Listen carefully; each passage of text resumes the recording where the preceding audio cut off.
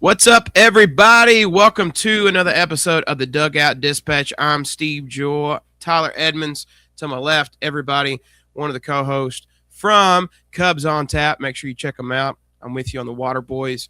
Check us out too. Got playoffs going on this weekend. It's going to be fun. But we got all kinds of baseball off-season stuff still going on. We just wrapped up the winter meetings a couple days ago, and I don't know how I feel about the winter meetings, and I'm going to kind of quote you a little bit, Tyler, because you said something on one of the previous episodes of Cubs on Tap that I really liked.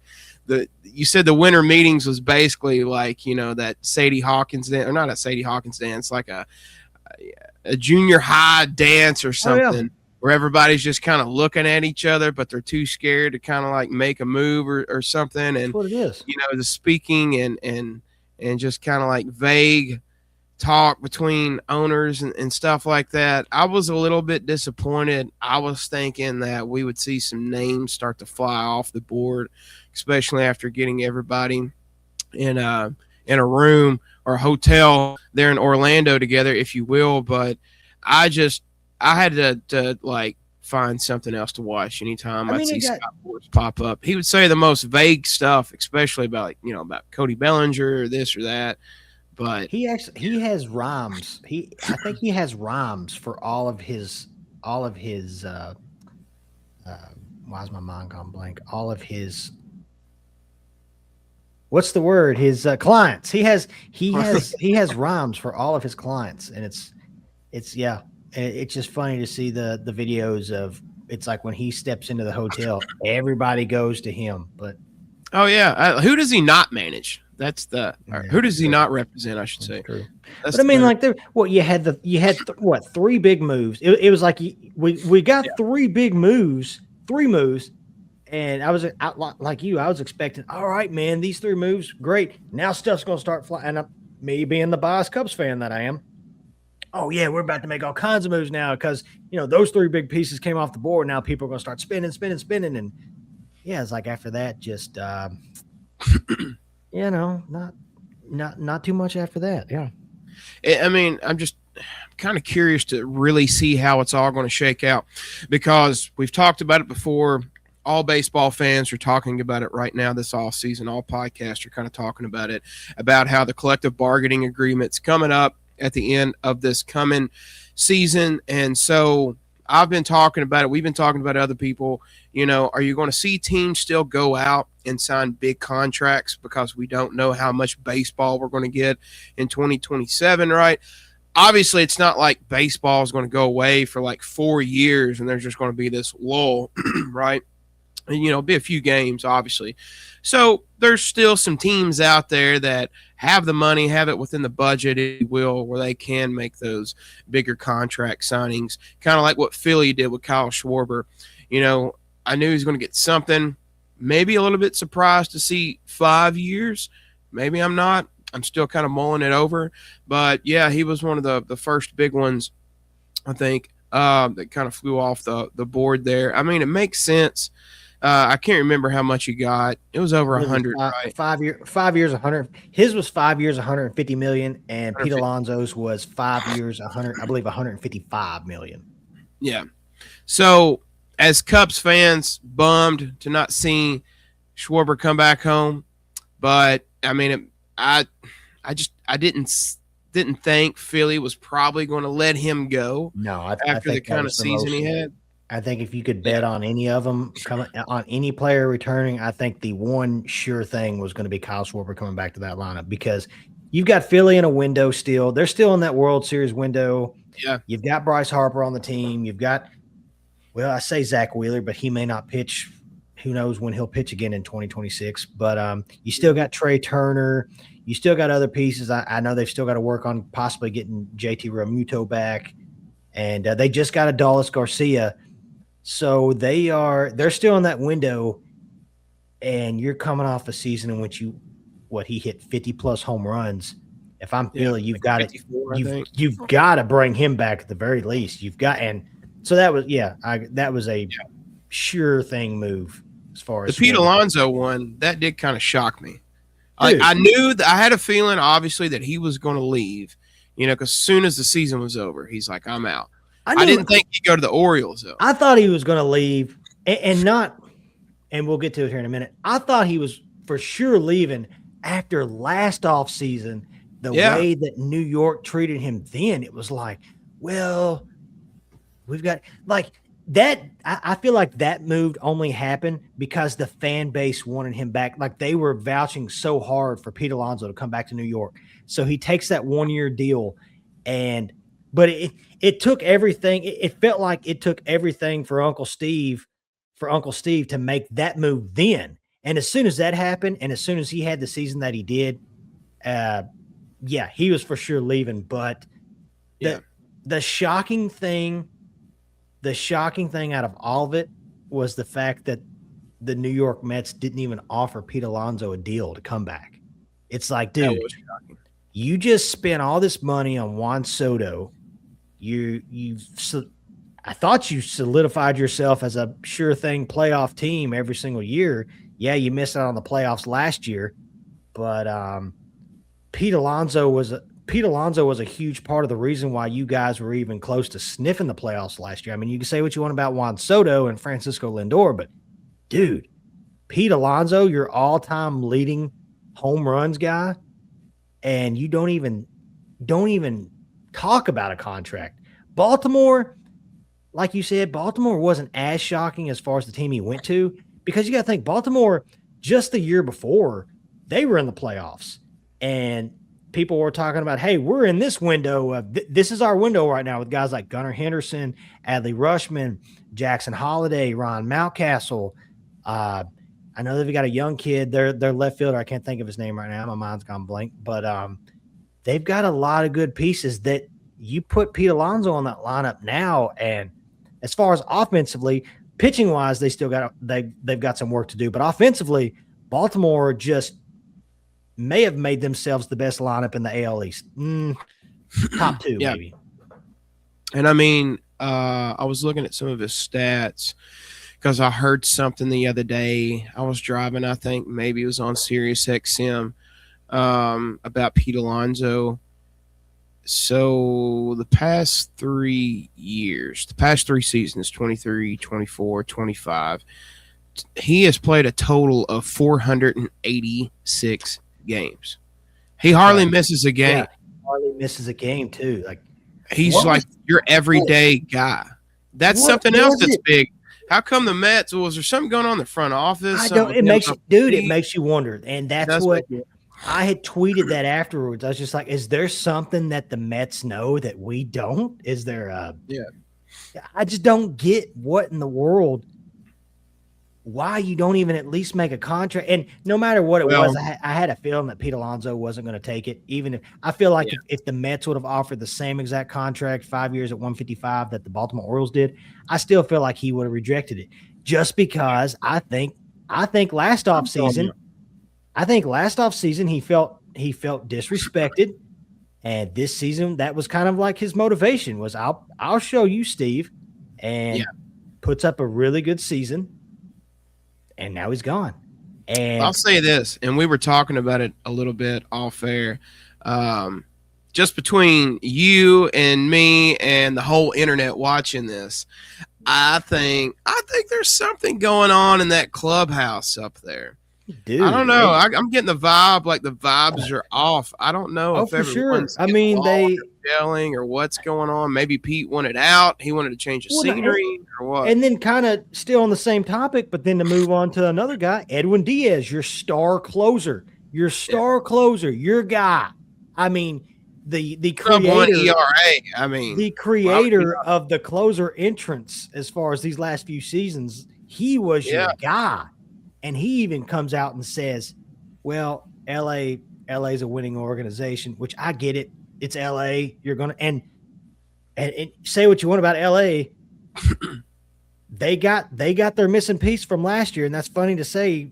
But the Mets should be. The Blue Jays should be. You're right. The Yankees should be. Obviously, the Yankees are. But those other two teams, the Mets and the Blue Jays, they have a lot of money. Yeah. And they're obviously willing to spend it. So crazy that, and I want to say the Mets. I think the Mets were maybe $2 or $3 million, but I think what was it? LA They're offered top him 5 payroll. I think LA offered him 3 years at what, 69 million or something like that. Yeah. I think it's But like it's just, Dodgers #1 payroll maybe, and then it's like Blue Jays and Mets are tied for like second or third. I know the Blue Jays are at least top 4. I know that. But anyways, dude, like you said, it just makes you wonder what's going on in that clubhouse. I know they made a deal, they made a trade for Marcus Semien. Hugh Marvin Gaye, what's going on? Yeah. They signed Jorge Polanco, which I've heard he's a really good clubhouse guy. You signed him to play first base, by the way, who has been a second baseman most of his career. I know he had a great year last year in Seattle, but dude, it just makes you wonder, not to turn this into a Mets podcast, but it just makes you wonder what the Mets plans are this offseason. Like, do you pick up the phone for they need a center fielder? Do you pick up the phone for a guy like Cody Bellinger? They need another bat to take up the emptiness that Pete Alonso's left? Do you call Kyle Tucker? Do you call Alex Bregman to come play third? I don't know, but if I'm the Mets, man, I think at this point though, they need someone like a Rizzo or a Kevin Millar, someone who can walk into that clubhouse, boost morale, help bring guys together. I know they're probably not going to let us know, but there is something. You mark my words, everybody. Tyler, there's something going on in that clubhouse. Do you think just front office? They're not jihad.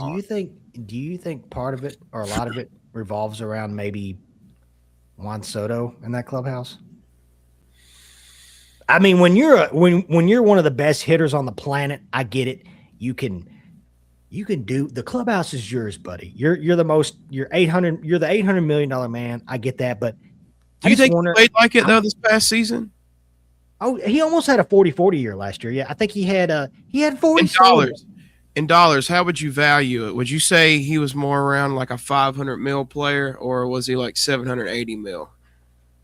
As far as this past year, there's a reason why I asked too. I don't know, man. I mean, like, I think he finished with what, 38 or 39 home runs and 40 some stolen bases. And Michael Busch was hiring him, by the way, in home runs. Pretty sure. Was he? I think so. I could be wrong. I think I'm wrong. No, Michael Busch was high. I was looking at a list for home runs by first baseman. Sorry. Okay, gotcha. I want him to be higher than Soto, though. Boy, but man, like, it just makes me wonder how that. And I get it. There was the stories of Francisco I believe it was Francisco Lindor and Jeff McNeil a few years ago, and they kind of joked it off to the media because they didn't want to get it out. But there was talks about how them two had gotten in a fight in the clubhouse. There was talks about what was it? Did you say Francisco Lindor and Brandon Nimmo? Brandon Nimmo, not Vibin. Something going on. I don't know, man. I mean, well, the reason why I asked about Soto, and maybe you were alluding to this, I don't know. Could there be some people like Pete Alonso that got a little offended because he didn't get the money that he wanted, but they paid Soto? Here's the thing. If you pay someone $700 million, let's say like a Shohei Ohtani, I don't think anybody's going to be mad about that. You know, why did he get more money than me or blah, blah, blah, you know, any of that kind of stuff, because he is 100% a $700 million player. Like, and I've been wanting to bring this up on the pod because I was thinking about this the other day. Like, could you imagine if Shohei Ohtani was to become a switch hitter and learned how to pitch left-handed? Oh, gosh. I mean, at this point, it wouldn't surprise me. It wouldn't surprise me. No, sorry. I lied. He didn't get – so he got 43 home runs and 38 stolen bases. He was 2 stolen bases short. I thought – I was following him at the end of last year just because I wanted him to get into the 40-40 club. I'll give this to Juan Soto, though. He makes his $800 million, and this season or this past season was most stolen bases he's ever had. I want to say – I don't even know if he's had 20 stolen bases in his career before last year, because he was never even a stolen base guy. So, I mean, he was doing, at least his stats said right here, he was doing 43, everything he could to help his team win. But I'm like you, who knows? Maybe Pete Alonso, after being rejected last year and just looking over and you see a guy in Juan Soto making all that money. I don't know. It just makes you think about what the heck is going on. I tell you this, I'm glad I'm not a Mets fan, man, because Well, then again, though, who knows? would you rather be What's a that? Mets fan right now, or would you rather be a Padres fan right now? Because we were talking a little bit off air, things that's going on with their organization, and it also made me think of this. I saw this come out from Fireside Yankees on X earlier. Michael King is expected to land a 4-year deal in free agency, according to Mark Feinsand, I think so you say that, with the Yankees, Mets, Red Sox, Orioles, and Cubs all in Man, the bidding war so here. what's crazy about San Diego is so there's all this stuff going around, and I don't know the exact details. I've looked into it a little bit because cheap plug. I'm working on an article with Cubs on Tap as to why the Cubs should do a major groundbreaking. I love a good blockbuster trade. I would say probably off the top of my head, the last big blockbuster trade I can remember, like where a lot of pieces came back, I would say probably like Juan Soto is a blockbuster trade. I get that when the Nationals traded, or was it the Nationals that traded him to the Padres?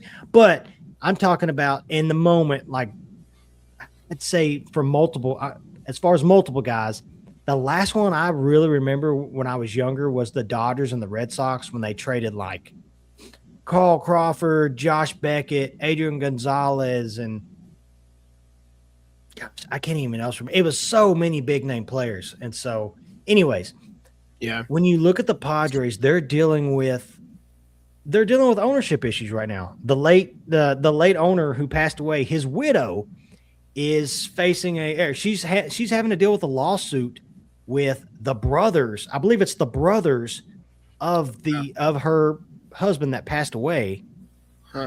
Some type of fraud issue, something. But it's been going on, like that whole thing has been going on for a couple of years now, I believe. And you've got all these big contracts. You've got Xander Bogaerts' contract, that's probably the worst contract in baseball right now, that or Chris Bryant. You've got Manny Machado's large contract.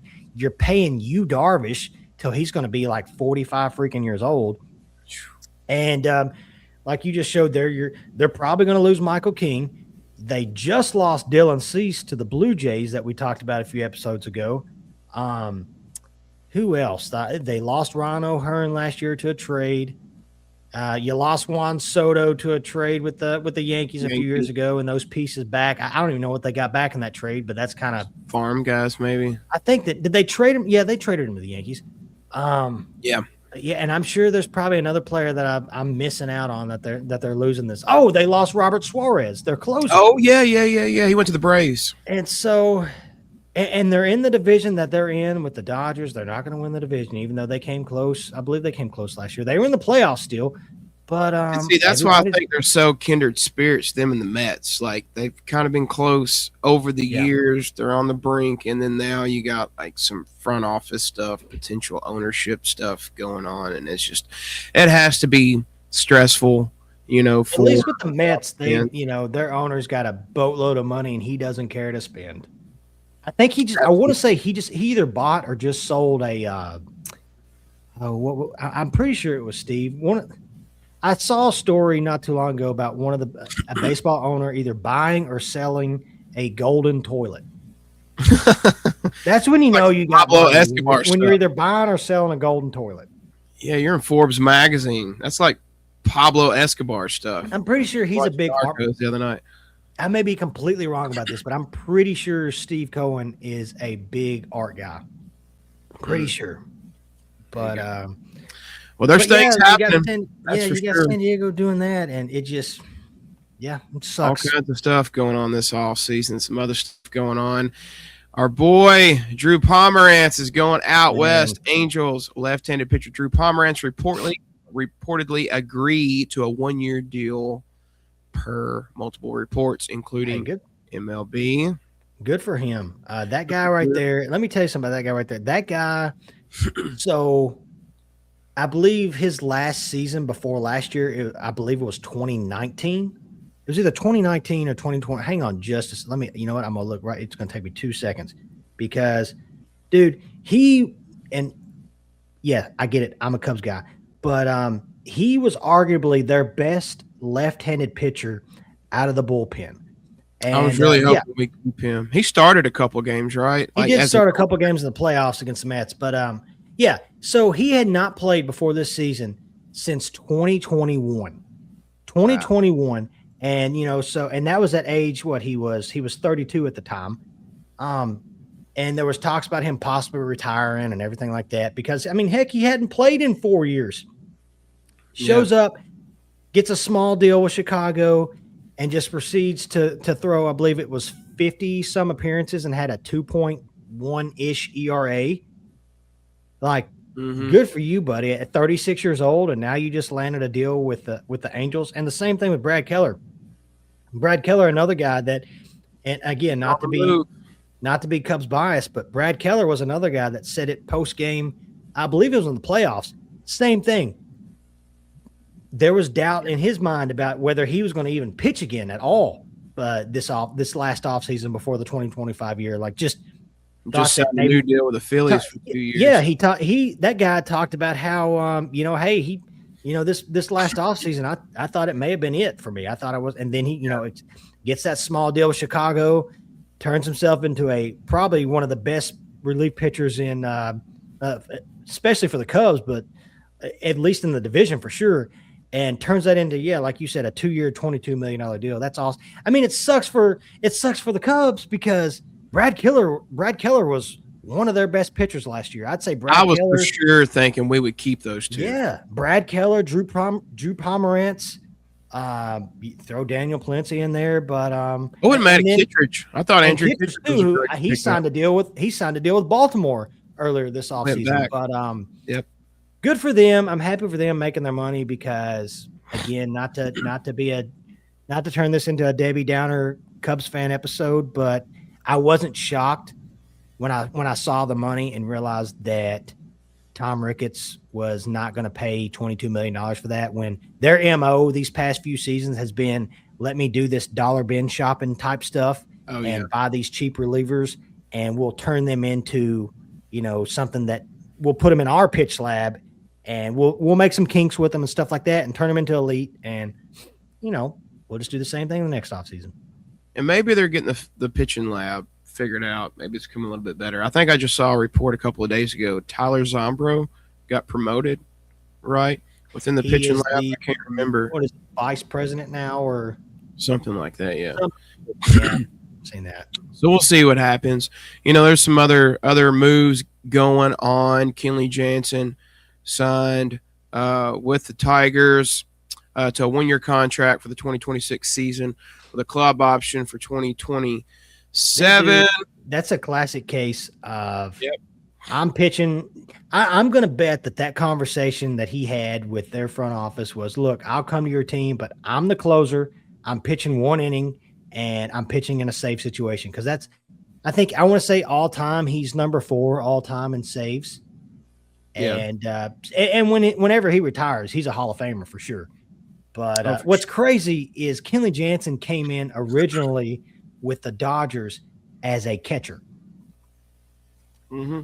He was a catcher and then turned it around and became a pitcher with the Dodgers. And last year he didn't have a bad year with LA. He was actually pretty solid with LA. But he is a guy that he's a 1-inning guy. He's not going to pitch you multiple innings, and he is wanting to rack up the saves, which say what you want about, he's trying to boost up his stats. But on the other end, it's like, hey, I'm trying to get saves. And if he's getting saves, his team's getting wins. So, yeah, absolutely. Absolutely. The trio of top free agents coming from Japan are approaching their deadlines to sign. We got, to try to get these names right, Murakami, I think. Then you got Imai, and Okamoto. Yes. Okamoto. That's their deadlines. Murakami has until the 22nd of December 2025. Imai has January 2nd of 26. Okamoto has January 4th of 2026. Tyler, you got any guesses where you think they're going to go? So Cubs, all 3 of them. Let's go.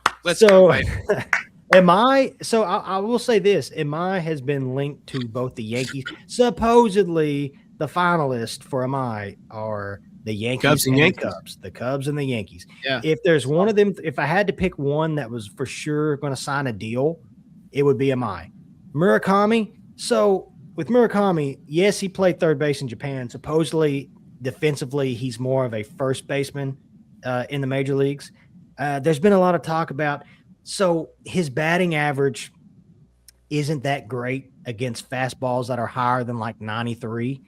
But it's the same way. Shohei Ohtani, ever heard of him? He had the same that was the same question with Shohei Ohtani when he was coming over, was he had a small sample size against fastballs higher than, I believe it was like 93. And I don't know, Steve, but it seems like he's adjusted pretty good. Pretty well. And I'm not saying Murakami is Shohei Ohtani, but I am saying that I got something going over there in Japan, though. I'm going to bet that he, at the very least, some of that offense is going to transfer over here to the majors. Yeah. As far as where, though, I mean, it's got to be. Well, our strike zone's bigger, right? Ain't our strike zone bigger in America than it is? I know the ball's different. Sure. I know the ball's a lot different, but I'm not 100% sure. But I want to say I know he's going to go. If he's going anywhere, it's got to be a team that is looking for it's either a first baseman or a DH, because that is the one thing I've read as far as him is defensively. His defensive metrics don't really match well at third base in the majors, but we'll see. And as far as Okamoto, I'm gonna be honest, I've heard a little bit about him, but I've really only paid attention to MI and Murakami, mainly because Murakami. I remember Murakami from the World Baseball Classic, the last one we just had, because I remember playing when I play MLB The Show. There was a 99 Murakami card that was loaded. That was the card you wanted, was the Murakami card. And so, yeah, man, I hope he goes somewhere. Like, I know Amai said that he wants to go. He didn't want to go to the Dodgers, supposedly. He wants to go somewhere and kind of figure it out on his own.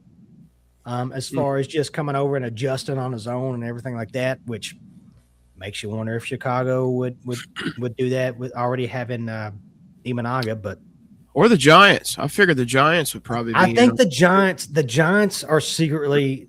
I think the Giants are secretly in on players that maybe you don't think about, just because the Giants they're not a bad team, and they've got the money to spend. And I get it. Pitch well there. Hitters, it's not a hitter's park. I know that, but pitchers pitch really well over there. Yeah. And so it wouldn't shock me if San Francisco. I feel. I mean, you've already got guys like Logan Webb and Robbie Ray. You get another elite arm in there, and I'm not saying they'll be better than the Dodgers, but they're at least going to compete for a playoff spot for sure. Yeah, absolutely. Some other ones on the move. Where did it go? Here we go. Luke Weaver is heading across town. Luke Weaver signs 2 years, $22 million with the New York Mets. That's 2 straight Yankees relief pitchers that have left the Yankees and are going to New York. Mm-hmm. That's bad on the Yankees because, dude, the Yankees need help too. I mean, last year their bullpen was just garbage. And offensively, they just lost Cody Bellinger to free agency. Maybe he comes back, but even if he does come back, they have to add more. Their shortstop and Anthony Volpe has been very questionable. They've got a lot of holes to fill. But seeing 2 relief pitchers like that come off the board, and Devin Williams and Luke Weaver now, and go across town, it just spices up the rivalry, man. It does, man. It absolutely does. And Phillies, you mentioned it earlier, Phillies sign Adolis Garcia 1 year, $10 million. That's going to be fun to see. To watch the Phillies next year and the Orioles. Because dude, just imagine, like, between him and Bryce Harper, as far as wearing. Like, I feel like those 2 guys fill out jerseys pretty well, especially Garcia, just freaking jacked and everything. And you got him and Bryce Harper on the same team, and then Kyle Schwarber, all of them just hitting tanks. I mean, hopefully, I hope that works out for Garcia. I want it to, just because he's been kind of meh since they won the World Series in 2023. I know 24 wasn't that great, and last year for him wasn't that great. The whole So team is. I think there's even talks about Seager potentially leaving. there's talks about it. Dude, he was a 6 WAR player last year and barely played over 100 games. That's how good Corey Seager. He's a guy that gets forgot about a lot. And Dude, I talk about it a couple times. I think I have on the pod and to other people about how I think it was 2 summers ago, whenever we had a day off in Grapevine, Texas. I Ubered down to Arlington because the Rangers were playing at home against the Astros. Framber Valdez was the starting pitcher that day. He almost threw a no-hitter until the 9th inning when Corey Seager went yard on him and messed it up, which was cool because I was like, I'm about to witness history right now. I've never got to go watch. Seager just had to ruin your day. Ruin the day. But it was cool because at the same time as Corey Seager, and of course, watching him kind of save the day at a home game for the Rangers, hearing the fans go electric. They had a huge, well, not a painting, but like a graphic of Corey Seager inside the stadium on this like concrete slab. I can't even guess how tall it was, but you would think like he would retire there. You know how much he's beloved by the Rangers. I mean, he's under I want to say he's still got a pretty. He's got a few years. I know he's got a lot of years left on that contract he signed with them. I just don't see Texas trading him. If anything, I'd like to see him eventually move to third base. Maybe that helps him out as far as health wise. But yeah. I wouldn't hate it if you had the phone for him. Right. Speaking of the Rangers are bringing back Chris Martin for another year on a 1-year deal. I don't think he did too bad this past year. Didn't they get him last year?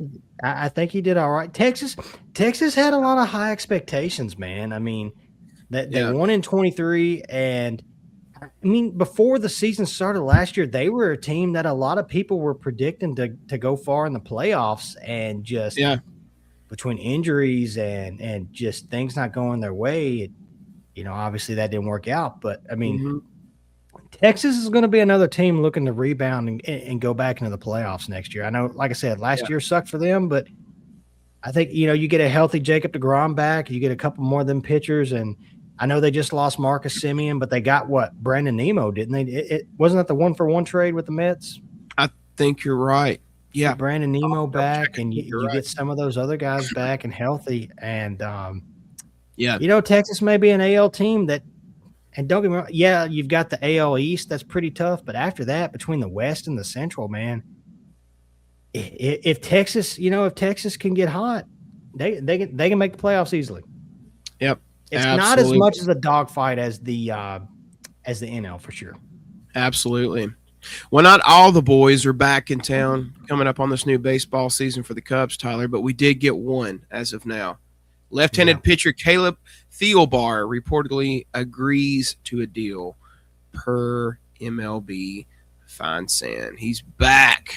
I liked it. I know he was solid for the Cubs last year. I want to say yes. What was his deal for? I know I've got it here somewhere. About to pull it up. $4.5 million guaranteed. So another small deal. But yeah, I mean, I liked what Caleb Thielbar did last year. He's not like, is he a shutdown guy that's gonna but he got him out of jams last year, and he did his job pretty well. And at $4 million, and I hate even saying that, at $4 million, good for them, as if like they need to save money. It pisses me off. I shouldn't even say that. But, I mean, he had a sub-2 ERA last year, 2.64 ERA with 56 strikeouts. He had a 0.88 WHIP. As far as those guys, that's what I love the most about that, is that WHIP being under 1. He had that in 58 innings, but he played 67 games, only 13 walks for the season. He got 3 wins, 1 save, 1.1 WAR. So, you know. Don't hate it. I don't hate that move. I like me some Caleb Thielbar last year. Yeah, absolutely. We still have 10 big names right now on the free agent market. It's still available. So here's what we're going to do. Tyler and I are going to kind of go through here, and we're going to play a little game. Do they stay or do they go? If we want to speculate maybe where they'll go. Okay. Say they go, though. Yes, we got to say we got to predict who they're going to. Yeah. There you go. I'll let you kick things off with Mr. Kyle Tucker. Does he stay or does he go? Oh, he's definitely not going back to Chicago. I think he ends up going to Toronto. I think so too. I think he goes to Toronto. Toronto, if you get so close to winning the World Series, and it'd be nice if they bring back Bo Bichette back. If they bring Bo Bichette back, but they don't. You have Kyle Tucker and Vladdy in that one. Ooh, man, that's a tough lineup. If they don't, and also, sorry, go ahead. Oh, I was just gonna say if they don't, if word gets out, Blue Jays are not interested, I think he'll definitely be a Dodger. Oh, he's for sure going to be a Dodger. I think the Dodgers. They're still interested. They are. I want to say the Dodgers are more interested in a short-term, higher AAV than going long-term. That's why I feel like he'd go to Toronto because they're going to give him that long-term contract. Because Kyle Tucker's, he's the one free agent that he's in this weird window that this offseason is his one chance to make that long, big contract. And it's, do I want to do that with Toronto? Or do I want to accept the shorter contract, but with a higher AAV with LA? And probably 3 of those 4 years, at least 3 of those 4 years, you're probably going to be playing in the World Series. Well, I mean, what do you want to do at this point? You've already won a World Series. You've already made some money. Do you want to make some more money, or do you want to go win another World Series? Obviously, you do both.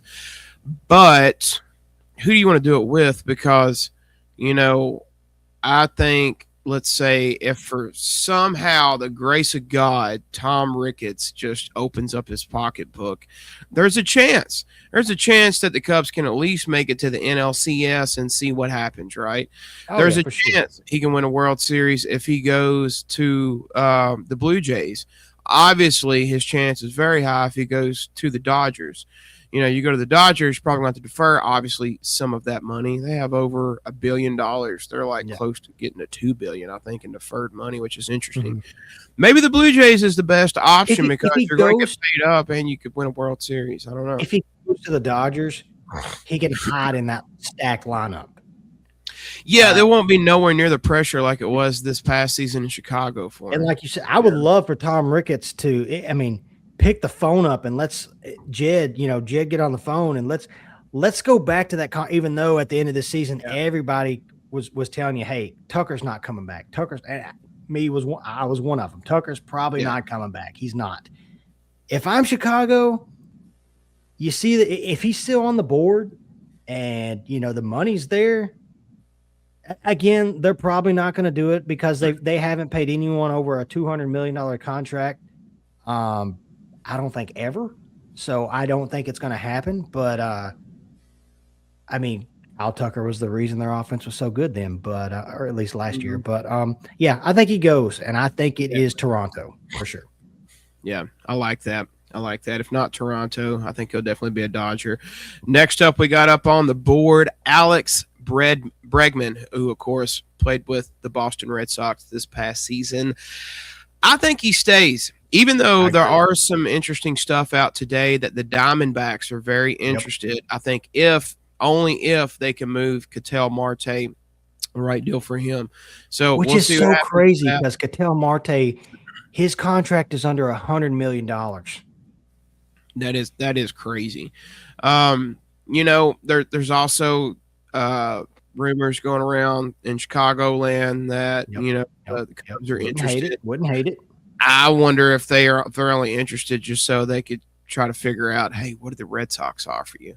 We'll see what happens. I know, like him coming to the Cubs feels like a season too late. He should have came last season if we were going to do anything and get anything.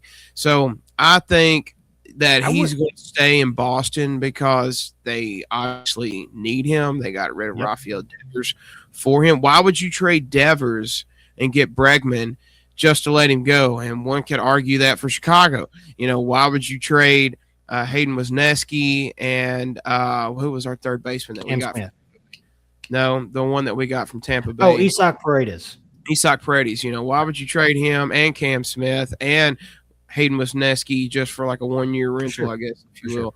So I get that argument, but yeah, I think Bregman's definitely going to stay with I agree. Boston. I think he stays in Boston, especially because after missing out on Pete Alonso, I Yeah, think I think they thought they were going to be really in on Pete Alonso.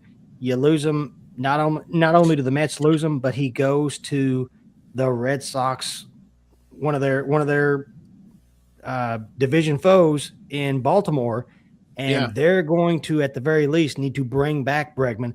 Bregman's a guy too that his swing is perfect for Fenway Park. yeah. He is big on that as far as his swing being right for the park that he's playing in. And I just feel like the Red Sox are they're going to like. I wouldn't hate him in Chicago. I'd love him in Chicago. You put him at third base and maybe tell Matt Shaw to play a little outfield, which is that's something he can Or definitely do. second, or shortstop. He's a very athletic guy. He can do it. Yeah, But yeah, I think he stays with the Red Sox. he's staying. Next up, we got number 3, Bo Bichette with the Toronto Blue Jays. Does he stay or does he go? This is a hard one. Toronto would be crazy. I mean, he's been That's your Nico Horner, dude. He's been so good with Toronto. I know he says that. I know he said that he would be willing to play second base. I think he goes. I think he goes to the Yankees to play shortstop because Anthony Volpe is not doing it. I think the Yankees are going to want to make a splash. I think Bo Bichette to the Yankees. That's the fit. That's interesting. I like that, but not really because I want him. Like it either. I want him to come to the Cubs, man. It'd be like having 2 Nico Horners in your lineup, and that would be like if the Cubs. This is kind of my wish list that I've been thinking the past couple of weeks. The only thing with Bo Bichette, the only thing with Bo Bichette in Chicago would be though is where would he play? That is the question. It's just we need another at bat like him in the lineup for runners in scoring position. You know, if we can't go out and get another superstar like a Kyle Tucker or a Pete Alonso or whoever, or we didn't get Schwarber, you know, he's who I would like to get, and then 2 really solid starting pitchers. But I could see that happening with the Yankees. That's an interesting point. I didn't even think about that. You threw a curveball, and I like it. Volpe has been so bad defensively over there. It's awful. So bad. Man. Hit the highlight. I mean, I get it. They just and New York got who was it? Ahmed Rosario, and he may play some short over there. But dude, Bo Bichette, you get Bo Bichette, and you got some protection for Aaron Judge, man. Yep. We'll see what happens. Next up, who do you have Bo going to? Or do you have him staying? As of now, I got him staying. Staying? Okay. Because I think, they benefit too much. I want him to stay in Toronto. I like him on Toronto. I like that. I think it's cool. The fact that Bo and Vladdy Guerrero both came up together, I like that. That's so cool. Yeah. It'd be cool to see, man. Next up, number 4 on the board, we got Cody Bellinger. Does he stay in New York with the Yankees or does he go? I'm going to say he goes. And I'm thinking, in one regard, it'd be cool for my Reds fans, buddies, to see him go to Cincinnati. It's just probably not going to happen. I think he goes, and I think he goes to Boston, play first base. They keep and they get Cody Bellinger. Yeah, I think he goes as well. But I think, like I said earlier, I think he goes to the Mets. The Mets have got to do something. They need a center fielder. They don't have a center fielder right now. They need somebody to fill the void in Pete Alonso. And I'm not saying Cody Bellinger can hit you. Yeah, I'm not saying that Cody Bellinger's bat is going to replace everything that Pete Alonso's bat was. But if you lose Pete Alonso, Cody Bellinger isn't a bad option to bring in. And he's played in New York. He's played in L.A. He's played in Chicago. He knows the big market. He's so chill. He is just extremely chill. He can handle it. I think he goes to the Mets. They got to do something, man. They have to do something. Next up, we got at number 5, Framber Valdez with the Stros. Does he stay or does he go, Tyler? This is a tough one. The thing with Fromber is last year that little issue with the rookie catcher and all that. I know It's the that's a character thing going issues and around. stuff. That's why He's not staying in yet. Houston. I'll say that. He's not staying in Houston. Yeah. So he definitely As goes. far as where does he go? I think he goes to San Francisco. You think he goes? I think he goes to San Francisco with that rotation, and you've got Logan Webb, Robbie Ray, Framber Valdez. I know I'm probably missing another guy on that rotation, but you got those as your three, as your top three starters, and that's a tough rotation to beat. But I think he goes to San Francisco. That's interesting. I like it. I could see San Francisco or even maybe Atlanta for some reason. Atlanta comes to mind. Yeah, that's a good one too. Next up, we got Ranger Suarez with the Phillies. Does he stay in Philadelphia or does he go? I'm going to go he stays in Philadelphia. You know, I think he was a great fit there in Philly. He had a great season last year. They need the depth. Every team needs pitching depth. And if you have Ranger Suarez on your team and give you the type of performance that he gave you last year, why would you get rid of him? I think his contract's pretty feasible. I'm about to pull it up right now, what his contract is. Let's just see what he's got going on. A multi-year deal potentially around 150 to 164 million over 6 years, with teams like the Giants or Red Sox being suitors. I agree. I see him staying in Philly just because if one, he was one of the main reasons why that they got as far as they did. And I know with Zach Wheeler being out, that kind of sucked because you had high expectations with Zach Wheeler in that rotation. I think he stays, but I think it's going to cost Philly a little bit because it's like, hey, man, yeah, you guys really need me, especially with we don't know what we got. We don't know when Zach Wheeler can pitch again. That dude had a blood clot, I believe. It was a blood clot, and like I said, he may not even pitch this year. We don't know. But check out his stats from last year. He's got a 12-8 record, a sub-3 ERA, 157 innings pitched over 26 starts, 151 strikeouts while maintaining that he was just as good. He was just as good as Dylan Cease, and Dylan Cease just signed a $200 million deal with Toronto. So if I'm Ranger, I agree. I think he stays in Philly, but I think Philly has to pay up for it. Absolutely, and they can. I mean, 157 innings pitched, a 1.22 WHIP, striking out 151 batters. Yeah, they're not going to let him go. We'll see what happens. Number 7, we got Michael King with the Padres. Does he stay or does he go? Hot name right now. He's not staying in San Diego. I know the Cubs have been. They've been so linked to Michael King. Oh, man, I think Michael King ends up going. Come on, Tyler, give us hope. Go ahead and say it. Go ahead and say it. I want to give us hope. I really do. But I think the Mets overpay for him. Oh, no. I know two players on this list I've sent to the Mets, but I think Steve – the thing Why does it always boil down to money, Tyler? Why does it always boil down to money? Right? I think the Mets – you look at their rotation last year. These owners made out of money? Like, what's going on? The Mets rotation was so bad last year on paper, and even actually by the end of the season. I mean, they demoted – what's his name? Who was the Japanese pitcher they got just 2 years ago? My mind's gone blank. It starts with a K. Yeah. He was pitching AAA at the very end of the season. That's how bad – and he was a guy that – what's that? Is it Singa? Kodai Senga, yeah. He was a guy that he was supposed to be one of these top of the rotation guys, and it didn't work out for him. I think they overpay for Michael King because before Pete Alonso left, the question was, who are we going to get in this rotation to help out this offense? Now the question is, they've got that young rookie that he just announced he's going to be pitching in Team USA. I can't think of his name either, but they need pitching.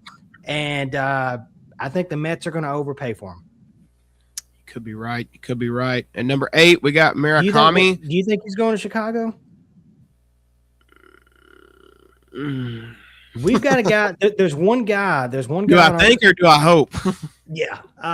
We've got a guy though. I'll give you some hope. I'll give you some hope. There's a guy on our with Cubs on Tap, Bobby Foster. He has been a Michael King guy ever since the offseason started, and he is vouched for Michael King on the Cubs, and he has high hopes. And so maybe it happens. But I will say the Cubs, they need another starter. They do. I'm leaning towards no, but he is one of the 4 pitchers that I think the Cubs could potentially get. And those 4 to me are Michael King, the next guy we're going to talk about, Amai, Mackenzie Gore. And I'll throw 5 actually at you. The 5th one would be Edwin Cabrera from the Marlins. From the Marlins. And the 5th one, who's probably number 1 on my list, is Joe Ryan. But I think we could potentially get one of those 5. But I don't know. I mean, I say you're probably right on that one. But well, I guess we'll see what happens. At number 8, though, we do have Murakami. Is he going to sign with the MLB team, or is he going to play in Japan again next year? Man, he's really young. He's really young. He's in his early 20s, I believe. I'm pretty sure he's in his early 20s. Does he take a small deal right now, or does he wait till after 2027 when the lockout and that stuff ends? That's a tough one, but I'm going to say I think he signs. I'm going to say he signs with the MLB team, and I'm going to say he's going to go with a market that has been notorious for signing some Japanese players in the past. I don't think they've had one in a few seasons. And they need a guy. They need some offense. I think he signs with Seattle. With Seattle. Ooh, I like that. I really like that. That's interesting. Yeah. I could see that happening. Or maybe some team who doesn't have a lot of Japanese players but would like to get some. Obviously, they, may not have, like the Reds, a team like the Reds, or even maybe the Marlins is not going to go out, or the Twins is not going to go out and spend money on a Japanese player like Shohei Ohtani, but maybe you can get a guy like this and give it a try, and it also gives him a chance, to come over here and play. So I'm with you. I think one of those teams like that could get him. Next up, we got Amai. Does he sign with the MLB team, or does he go play in Japan? I think he's going to sign with the MLB team. And we'll see. I think the Cubs are I agree, there. man. I think Cubs or Yankees. I think he goes to the Cubs. I think the Cubs are going to try to work out a deal similar to what they've done in the past with guys. Exactly. And I know he says supposedly he says he wants to figure things out on his own.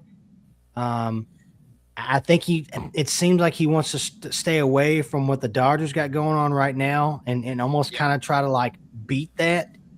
Right. And so, you go to Chicago, you jump in with Shota Imanaga and Seiya Suzuki, and, help him maybe get a little comfortable in the major leagues. And I think he goes to Chicago, man. I'm really hoping, and I think it happens. Well, it's a type of contract, I think, that the Cubs are more apt to doing. Yeah, exactly. Because I don't want to see them trade away, Moises Ballesteros or Owen Casey in a deal just to try. And you may even have to put in a Cade Horton to try to get somebody like a Michael King or a Mackenzie Gore or even an Edwin Cabrera. Definitely probably a Joe Ryan. I'd like to see those guys stay. I'm not giving up those guys unless I'm getting an elite arm with some controllability. I gotta have Tarek Scoop. Oh yeah, for sure. Tarek Scooball. I'm emptying my top 5 farm for Tarek Scooball. If I know that he's going, the problem with Tarek Scooball though is the Cubs can make that trade, but then they're not going to give him because he's a free agent next year. They're not going to give him that deal. They're not going to give him a $400 million deal. They're not. But but if they were going to, like if we were in a different world where, the Cubs were opt to spending more money on players, then yes, if I'm trading for Tarek Scooball, I'm dropping, my top 3 prospects are gone. Sorry. Easy. Oh yeah. Absolutely. Last name we got on the board for everybody at number 10 is Zach Gallen. Does he stay or does he go? What you think? Well, they just re-signed Merrill Kelly to a 2-year, $40 million deal. Oh, man. He didn't have his best season last year, but just a season ago was a Cy Young candidate. I think it was between, I know Justin Steele was up there, Logan Webb, Zach Gallen, and I'm pretty sure there's one more I'm blanking on. But I think he goes. I don't think he stays in Arizona. I think he ends up going to, let me think. He was a Chicago Cub for 5 minutes, according to Bob Nightingale. And then Bob Nightingale, everybody realized, oh, that's just Bob Nightingale being Bob Nightingale. And he didn't sign with the Cubs. I'm just going to, you know what? I'm going to throw a wild card out there to a team that – there's a team that really needs starting pitching. And this team – is about to get a new stadium. They've got a good offense. I'm going to say he goes to the Las Vegas A's. The Las Vegas A's. That's interesting. That would be interesting. I think he definitely goes too. For some reason, I don't know why, but the Astros come to mind. I can see that. I mean, you're losing Framber Valdez, but they're still a good team. Houston just is you got Hunter Brown. And a couple, I'm sure they got a couple other good arms I'm blanking on. But I know last year they missed out on the playoffs, but they're a good team. And so, yeah. Absolutely. Where is Zach Gallen? Let me just see real quick. Zach Gallen, where are you from, buddy? That's a good question. Is he East Coast guy? He is New Jersey. He is an East Coast guy, New Jersey guy. But, Houston would be a bad spot. Okay, that makes sense. Well, we got one more thing that we'll end with. We was going to get to a little bit of World Baseball Classic stuff. We may do that for the next one since we still got a little bit of time. Still some players opting in for the World Baseball Classic. Maybe we'll have some more we can talk about for the next one. I did see where Joe Ryan opted in. That's going to be cool. But we're going to end it with something fun for everybody. Tyler and I both are going to give you guys our top 3 favorite baseball movies of all time. Some fun off-season stuff. You sent me this, and this is so hard. It's hard, ain't it? Okay, it's hard, ain't it? Before I say because you want to start with 3 and work our way. I've got them. My favorite baseball movies of all time. I've got that, and then I've got my favorite baseball documentaries, and then I've got honorable mention. Can I tell you some honorable? There's some honorable mentioned that there's one. I don't even know if you've even seen it. It's called Everybody Wants Some, and it is from the makers of Dazed and Confused. Oh wow! It takes place, I believe, in the 70s, but it follows this college baseball team that they just moved in. It's day one. It's like 3 days before school starts. Yeah, I've not watched it all the way through. But I've seen pieces of it. It's basically 3 days before school actually starts, and the baseball players are moving into the baseball house, and it's got Glenn Powell. Like Glenn Powell's in it, and then I can't think of what's her other name. Zoe Dutch, however you say his name, but it's got some people you've seen before. But that is one that I've got on my honorable mention that people forget about. But I mean, dude, Summer Catch is on my honorable mention. I know it's Freddie Prinze Jr., but I like that movie. Yeah, I thought it was good. And then as far as documentaries, honorable mentioned because I know you just said favorite baseball movies. The Battered Bastards of Baseball. Such a great one. So Ken Burns does the baseball stuff. Ken Burns has one called The 10th Inning that if you have not seen, you need to check that out. It's awesome. There's an ESPN 30 for 30 movie called 4 Nights in October. That one is awesome. It was the very first. They have so many Red Sox movies now as far as the 04 Red Sox. Yeah. But that one, I think it's called it's either 3 Nights or 4 Nights in October. That one was one of the first ones ever that came out. It is awesome. As far as though my top 3 favorite movies, baseball movies, You want to name Number all, 3. you want to name all 3, or you want to go back 4? We'll do our number 3s first. Okay. What about that? What's your number 3? Okay, so my number 3 is a classic kids one that I feel so bad because the other classic kid ones I have, it's probably my number 4. My number 3 is Rookie of the Year. That is my number 4. I almost put it number 3. I've got it. And to be honest, I've got it over probably one of your other top 2. I bet probably, and I probably have one over your number 3 or maybe. So my number 3 that I put down was Field of Dreams. Almost put Rookie of the Year's number 3. I mean, the cornfields, man, Kevin Costner, dude, making the dreams happen. You could make an argument that still a part of baseball. Somebody could make an argument. Somebody could make an argument for their top 3 baseball movies as all 3, 3 Kevin Costner baseball movies. Oh, 100%, 100%. Hey, by the way, do you have that? I wonder if we can show it. Hopefully, they won't take it down. If not, it's okay. But you have a bottle of bourbon that was made. It's derived from the corn. Yeah, hang on, let me grab it. That's so cool. I didn't even know anything about that until we were talking a couple weeks ago, and you talked about that and showed me the bottle of it. It's made from the corn from that cornfield. That's but the so interesting thing cool, is man. Each top, you open it up, and each top is a different player. And mine is Cap Anson. And then you can they have this higher end bottle that you can get. That each bottle has a number on it. And when you buy it and peel the thing off and see the number, you can look it up on their website to see which player you have. That's so cool. It's players that has played. It's pretty cool. That's so cool. If you're 21 and older, check it out. Yeah. All right. What's your number 2 movie? Okay. Number 2. I bet we got the same one. This is a great one. I love this movie. I got a feeling we got the same number 2. I don't know. Because this one has a lot of good one-liners.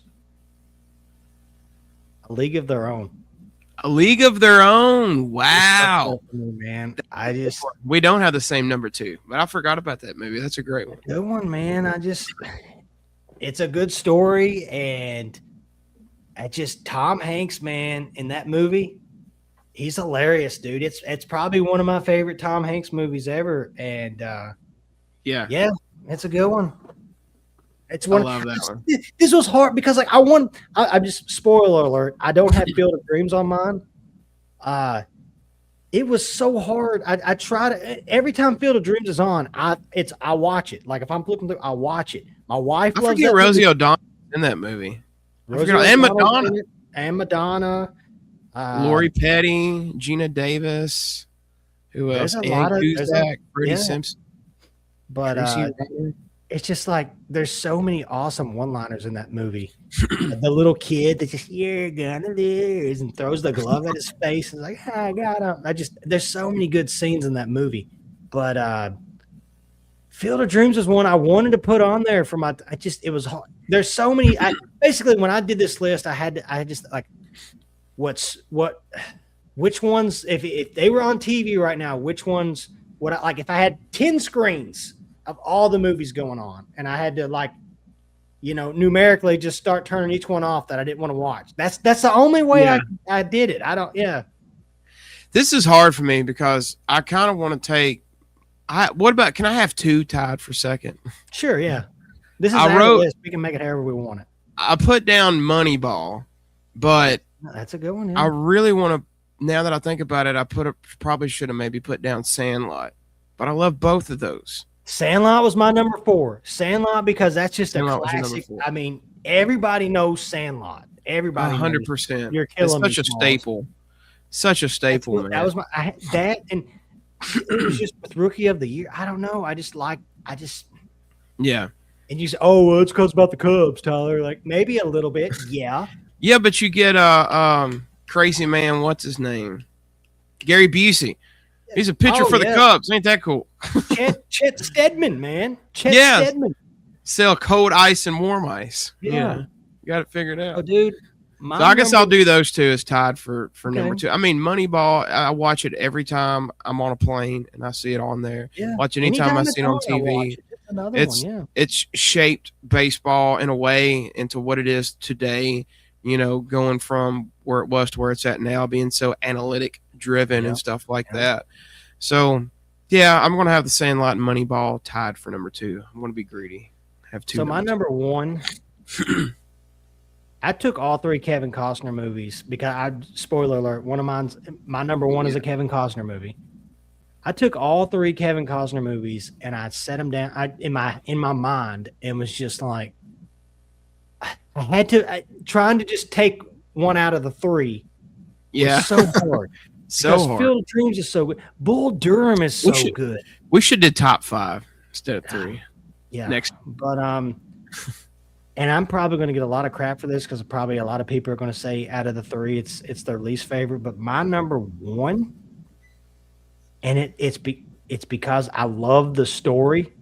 I love this whole concept of the story and the movie itself, because the whole movie is basically it's the present, but it's also going back in time.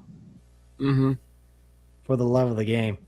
For the love of the game. And I get it. Is that Kevin Costner's best baseball movie? Probably not. But as far as favorite, I think it's my favorite, man. And that sounds so crazy to say that is my number 1. But dude, man, there's a book out there. Kelly Preston.